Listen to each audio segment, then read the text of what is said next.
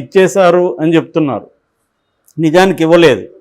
15,000 కోట్లు గ్రాంట్ కాదు, ఎయిడ్ కాదు, 15,000 కోట్లు అప్పు.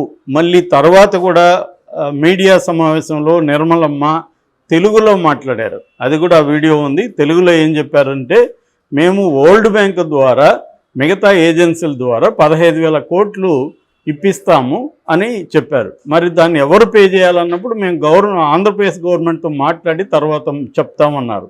అంటే 15,000 కోట్లు అమరావతికి అప్పు ఇప్పిస్తున్నారు వీళ్ళు. ఇప్పుడు నీకేదైనా అప్పు కావాలంటే నేను ఏ బ్యాంక్ దగ్గరో ఇంకొకరి దగ్గరో చెప్పి అప్పు ఇప్పిస్తా.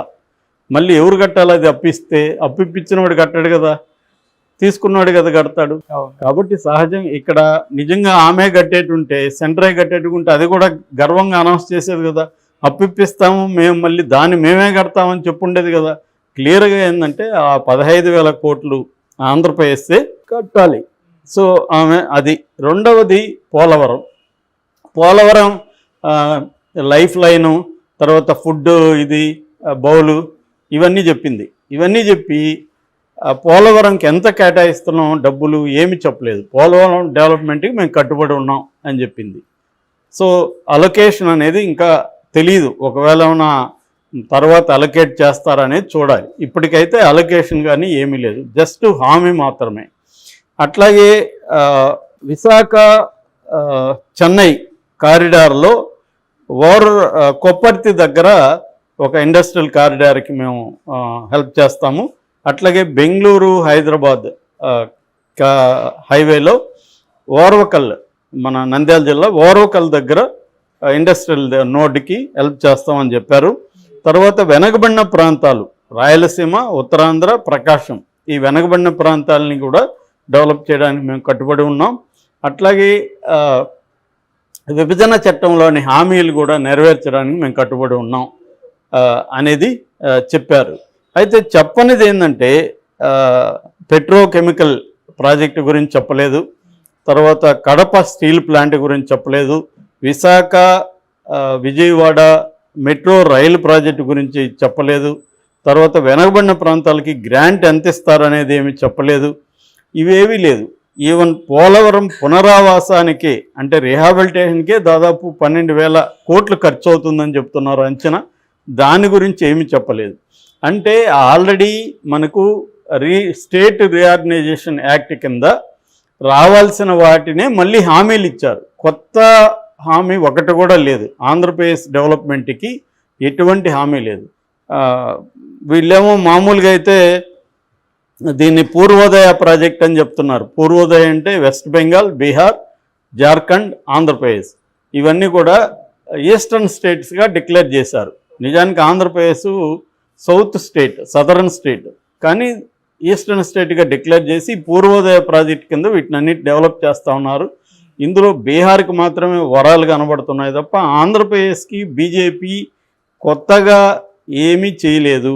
ఒక అప్పు మాత్రం 15,000 కోట్లు మేము అప్పు ఇప్పిస్తాం మీకు అని చెప్పారు, అంత తప్ప ఏమీ లేదు. సో ఇది ఇంకా తెలంగాణకైతే అస్సలు లేదు. తెలంగాణ ఆల్రెడీ రేవంత్ రెడ్డి కానీ ఇటు కేటీఆర్ వీళ్ళందరూ వాపోతున్నారు. మూసీ రివర్ ప్రాజెక్ట్కి సంబంధించి మేము అడిగాము, అది ఇవ్వలేదు. మెట్రో రైలు విస్తరణకు అడిగాము, పాలమూరు ఎత్తిపోతుకి అడిగాము, పారమా విలేజ్కి అడిగాము, తర్వాత వరంగల్ ఎయిర్పోర్ట్కి అడిగాము, ఐఐఎం అడిగాము. వీటిలో ఏది అసలు తెలంగాణ ఉందా అనే విషయం కూడా మర్చిపోయినట్టుగా ఉన్నారు, మెన్షన్ కూడా చేయలేదు. ఆంధ్రప్రదేశ్ మాత్రం చాలా వరాలు ఇచ్చారని వీళ్ళు అనుకుంటున్నారు. ఆంధ్రప్రదేశ్కి కూడా హామీలు ఇచ్చారు, వరాలు ఏమీ ఇవ్వలేదు. ఈ హామీలు అనేవేవో వాళ్ళేదో కొత్తగా ఇచ్చింది కాదు. ఆల్రెడీ రీఆర్గనైజేషన్ కమిటీ చట్టం ఏదైతే ఉందో, రాష్ట్ర పునర్విభజన చట్టంలో ఇచ్చిన హామీలు 10 ఏళ్ల తర్వాత కూడా మళ్ళీ హామీగానే చెప్తున్నారు తప్ప 10 ఏళ్ల తర్వాత కూడా ఆ హామీలు నెరవేర్చిన బాపుతూ కనిపించట్లేదు ఇప్పటికి కూడా. కానీ ఈ 10 ఏళ్ళు అయింది, ఇప్పటికైనా మేము నెరవేరుస్తాము, ఇంతంత కేటాయిస్తున్నాము అని ఎక్కడా చెప్పలేదు. మనం అదే బీహార్కి చూసాం, 52,000 కోట్లు కేటాయించారు.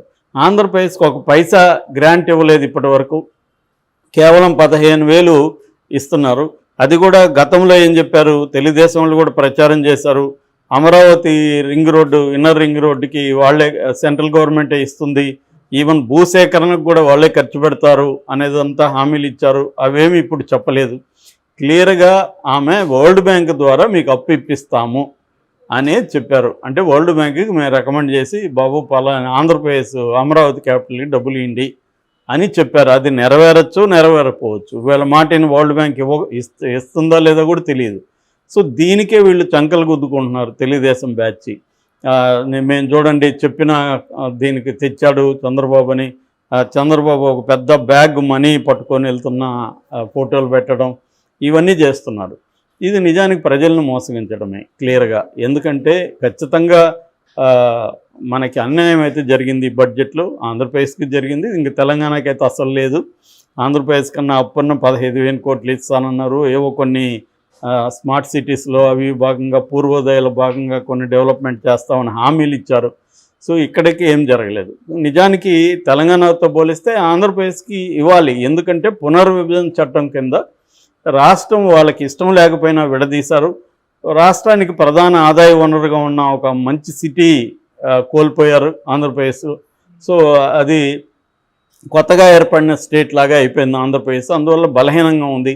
కాబట్టి దాన్ని ఆదుకోవాలని పునర్విభజన చట్టాన్ని తీసుకొచ్చి అనేక హామీలు ఇచ్చారు. ప్రత్యేక హోదా ఇస్తామని కాంగ్రెస్ పార్టీ అప్పుడు అమలు చేస్తామని చెప్పాను. దాన్ని బీజేపీ కూడా తిరుపతిలో మోడీ హామీ ఇచ్చాడు. ఇప్పుడు ప్రత్యేక హోదా అనేది అసలు లేదు, ప్యాకేజ్ ఏమి లేదు. కనీసం బీహార్కి ఇచ్చిన దాంట్లో పావు భాగం కూడా ఆంధ్రప్రదేశ్కి ఏమీ ఇవ్వలేదు. ఒక అప్పు 15,000 కోట్లు అప్పిస్తామని చెప్పారు. ఇది మనమేదో వైసీపీ అంటే ఏదో అబద్ధాలు చెప్తుంది అనుకోవచ్చు. మీరు ఎక్కడ ఆమె స్పీచ్లే చూడండి, ఎవరు వినాల్సిన అవసరం, ఎవరి మాట వినాల్సిన. మళ్ళీ ఆమె తెలుగులో కూడా మళ్ళీ నీట్గా చెప్పింది. మన బుర్రలకి ఇంగ్లీష్లో చెప్తే అర్థం కాదేమో అనుకొని తెలుగులో కూడా ఆమె క్లియర్గా చెప్పింది, అరే బాబు మేము వరల్డ్ బ్యాంక్ దగ్గర ఇప్పిస్తాము అని. ఆ బడ్జెట్ స్పీచ్లో కూడా ఆమె ఫెసిలిటేట్ చేస్తాము, అరేంజ్ చేస్తామనే పదాలు ఇచ్చింది తప్ప గ్రాంట్ అని కానీ ఇంకో ఎయిడ్ అని కానీ ఏమీ చెప్పలేదు. అంటే క్లియర్గా వాళ్ళు ఆంధ్రప్రదేశ్ని పట్టించుకోవట్లేదు, బీహార్నే పట్టించుకుంటున్నారు.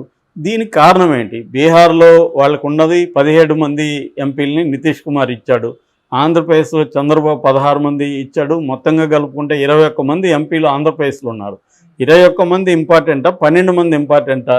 కానీ 12 మందికే ఇంపార్టెన్స్ ఇస్తుంది. దీనికి కారణాలు ఏంటి అనేది కానీ చూస్తే నితీష్ కుమార్ అండ్ జనతాదళ్, యునైటెడ్ జనతాదళ్ చాలా స్ట్రాంగ్గా డిమాండ్ చేస్తున్నారు. వాళ్ళు ప్రత్యేక హోదా కావాలని, అసలు మేము మీతో కలిసిందే ప్రత్యేక హోదా కోసం, మా రాష్ట్ర ప్రయోజనాల కోసం అని చాలా గట్టిగా మాట్లాడుతున్నారు.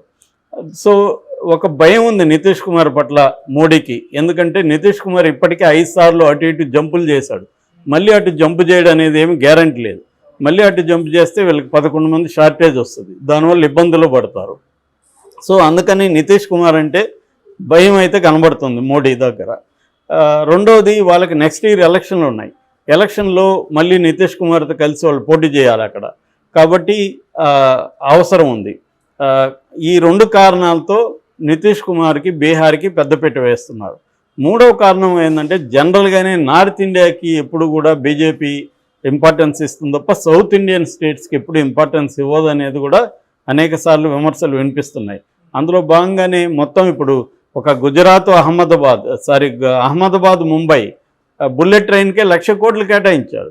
సో అక్కడ 1,00,000 కోట్లు కేటాయించి ఆంధ్రప్రదేశ్కు పైసా రాల్చకుండా, తెలంగాణకు పైసా రాల్చకుండా, సౌత్లో ఏమీ డబ్బులు ఇవ్వకుండా అక్కడ డెవలప్మెంట్కి మాత్రమే ఫోకస్ చేస్తుంది బీజేపీ ప్రభుత్వం గత 10 ఏళ్లలో అనేది క్లియర్గా అర్థమవుతుంది. ఇక మన వైపు నుంచి చూసుకున్నప్పుడు చంద్రబాబు కానీ పవన్ కళ్యాణ్ కానీ దీనికే మురిసిపోతూ వాళ్ళు మాట్లాడుతున్నారు తప్ప వాళ్ళు ఏమీ డిమాండ్ చేసే పరిస్థితిలో చంద్రబాబు లేడు, పవన్ కళ్యాణ్ లేడు. దీనికి ప్రధాన కారణం ఏంటి? చంద్రబాబుకి ఒక భయం ఉంది, మళ్ళీ మనం ఎన్డీఏలోంచి బయటకు వస్తే, మనం ఇప్పుడు ఇండియా కూటమిలోకి పోతే మళ్ళీ మనకి ఇబ్బందులు వస్తాయి, గతంలో ఇదే తప్పు చేశాము అని చంద్రబాబు ఒక భయపడుతున్నాడని చెప్పచ్చు. మనం ఆయనకున్న పరిస్థితుల రీతే ఆయన భయపడుతున్నాడు. ఇంకా పవన్ కళ్యాణ్ గట్టిగా అడిగే పరిస్థితిలో లేరు. అందువల్ల ఇంకా జగన్ 5 ఏళ్ళు ఉన్నప్పుడు జగన్ ఏం సాధించలేకపోయాడు. ఎందుకంటే జగన్ సాధించలేకపోయినప్పుడు అర్థం చేసుకోవచ్చు, ఎందుకంటే జగన్కి ఆ ప్రభుత్వంలో పట్టలేదు. ఇప్పుడు ఇక్కడ మనం రేవంత్ రెడ్డి సాధించలేకపోయాడని రేవంత్ రెడ్డి నిందించలేం కదా. అట్లాగే జగన్ కూడా అప్పుడు మద్దతు ఇచ్చాడు తప్ప గట్టిగా ఏదో కొంత అప్పు తేగలిగాడు.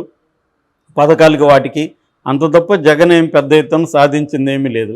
అట్లాగే చంద్రబాబు, ఇప్పుడు ఎందుకు చంద్రబాబుని మనం విమర్శిస్తున్నాం అంటే, చంద్రబాబు ప్రభుత్వంలో ఉన్నాడు, అక్కడ కీలకం 21 మంది ఎంపీలు ఆంధ్రప్రదేశ్ నుంచి ఉన్నారు. కనీసం చంద్రబాబు ఎవరు వద్దనుకున్నా 16 మంది ఉన్నారు. 16 మంది ఎంపీలను పెట్టుకొని గట్టిగా ఎందుకు డిమాండ్ చేయట్లేదు అనేది ఇప్పుడు చంద్రబాబును అయితే ఖచ్చితంగా ప్రశ్నించాలి. నిన్న షర్మిల కూడా కరెక్ట్ ప్రశ్నలు అడిగింది. సో అలాగా అందరూ కూడా ప్రశ్నించాల్సిన అవసరం ఉంది. ఇలాగే ఉంటే మనకి 5 ఏళ్ళు ఇలాగే పుణ్యకాలం గడిచిపోతుంది.